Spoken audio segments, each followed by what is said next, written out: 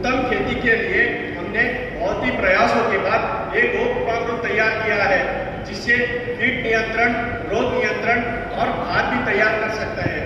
आज हमारे देश में किसानों की हालात बहुत ही खराब है, क्योंकि किसानों के घर से गाय चली गई है। अगर गाय वापस आई तो किसान का कृषि पद्धति बदलेगा, जिससे गाय का सम्मान बढ़ेगा, तो किसानों का सम्मान बढ़ेगा, जिससे हमारा देश अवश्य ही समृद्ध बनेगा। और गाय को प्रेम करें। वंदे मातरम, वंदे गौ मातरम, जय गौ माता। ಗೋಪಾಲ್ ಹೇಳಿದ್ದು ತಿಳಿತ ತಕ್ಕೊಂಡಿಲ್ಲ. ಇಲ್ಲಿ 102 ಮಡಿಗಾಗ ಪ್ರಭು ಸ್ವದೇಶಿ ಅಂತೇಳಿ ಗೋಕುಲ್ಕಂಬಕ್ಕೆ ಹಂಚಲತ್ತಾರ.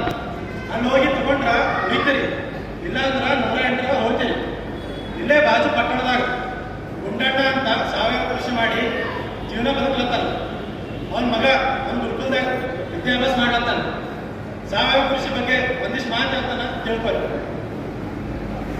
ನಾನು ಪಟ್ಟಣ ಗ್ರಾಮದ ಗುಡ್ಡೇರಾಯ ಗುರುಗೊಂಡ ಸಾವಯವ ಕೃಷಿ ಮಾಡಿ ಆದರ್ಶ ಜೀವನ ನಡೆಸ್ತೀನಿ.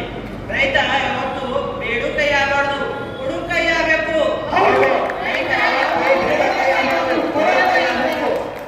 ನೋಡಿ, ಶ್ರೀಗಳು ಮತ್ತು ರೈತರಿಗೆ ಕೇಳಿದ್ರಲ್ಲ, ನೀವು ಈ ರೀತಿ ಸಾವಯವ ಕೃಷಿ ಅಳವಡಿಸಿಕೊಂಡು ನೀವು ನಿಮ್ಮ ಕೃಷಿಯಲ್ಲಿ ಲಾಭ ಪಡ್ಕೋಬೇಕಂತ ಎಲ್ಲರಲ್ಲಿ ಕಳಕಳಿಯಿಂದ ಮನವಿ ಮಾಡ್ಕೋಬೇಕು.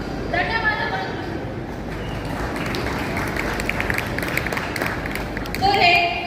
ನನ್ನ ಗಂಡನ ಸಾವಯವ ಕೃಷಿ ಮಾಡಿದ್ರ ಈ ಹುಳದಂಡಿ ಕುಡಿದು ಸಾಯ್ತಿರ್ಲಿಲ್ಲ. ಅವ್ರ ಹತ್ರ ಸತ್ರು. ರೈತರಾದ ನೀವಾದ್ರೆ ಮುಂದೆ ಎಚ್ಚೆತ್ಕೊಂಡ್ರಿ. ಹೌದು ಅವ್ವ, ನಾನು ಒಂದು ದೊಡ್ಡ ನಿರ್ಧಾರ ಮಾಡಿ ನಾನು ಸಾವಯವ ಕೃಷಿಯನ್ನು ಮಾಡ್ತೇನೆ. ರೈತರ ಮಕ್ಕಳು ಕೆಲಸ ಕೇಳಲಾಗಬೇಕು, ಕೊಡಲಾಗಬೇಕು.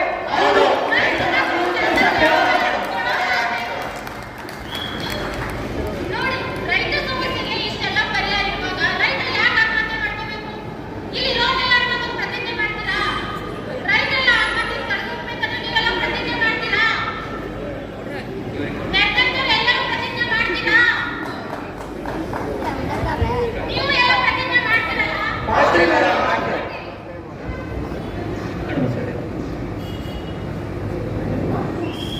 ರೈತರಾದ ನಾವು ಆತ್ಮಹತ್ಯೆ ಮಾಡಿಕೊಳ್ಳೋದಿಲ್ಲ.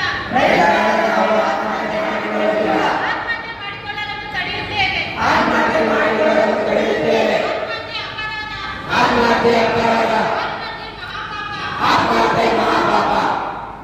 ಇಂಥ ಪ್ರತಿಜ್ಞೆಗೆ ಬದ್ಧರಾದರೆ ಯಾವ ರೈತರು ಸಾಯೋದಿಲ್ಲ.